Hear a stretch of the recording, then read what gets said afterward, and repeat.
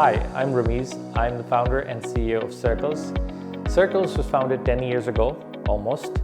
And when we first started the company, we called it Liberty Wireless. And the reason we called it Liberty Wireless was because there was this whole passion about really liberating the customers from the anarchy that the industry had created, the bad customer experience, the bad products, the long staying on the phone lines. We couldn't get through the customer service, but still you would charge $100 for no matter what you did. But at the same time, when you look at the operators, they're also struggling with profits. And as we went through this industry, we realized that actually everyone was worse off. And the only solution to this thing was taking a technology approach to really reimagine the whole industry. It wasn't easy because obviously it's a large industry, it's a regulated industry. And for us to just stand up in the middle of Singapore and to say we've got an idea that will change the industry still sounds naive, although it sounds much less naive than it used to 10 years ago. Everyone was talking about how the telco industry was in a challenge, and they still talk about it today, but there was no one coming up with a solution. So over time, as founders, we actually came together and we would talk about what is the biggest challenge that we could take on in our lives. And we thought that, look, if we were to set out and say, maybe we'll build something that changes an industry, not just for Singapore, but actually makes a point about the global industry. And we could do it right here from Singapore. Frankly, what it takes to actually change industry is a lot. But we knew that if we had our heart in the right place and our why was clear, then we'll figure out the path. And that's why we put ourselves to it. There are lots of favorite memories from the early days. Usually those favorite memories are also the hardest memories.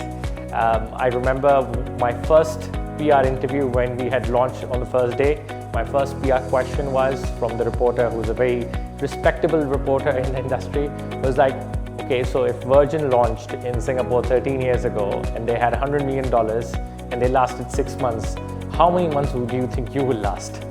Right? And that is the day when we had to launch with half the team that we actually wanted to launch with, because we just couldn't hire in time and we didn't have the money to hire in time.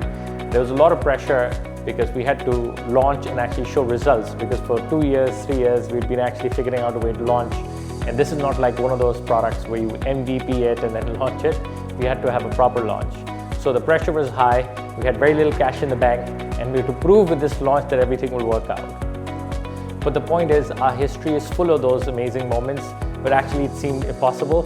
It still seems impossible today to say what I say, but actually when the team actually comes together with the right vision, it really makes it work. Growing fast and also satisfying customers, really changing the way telco is delivered in Singapore. We went to Australia and Taiwan. We did this with very different markets, much larger markets. We use the same technology and the customer-centric approach. When other operators noticed, they said, you know what, we like what you do, could you do it with us together?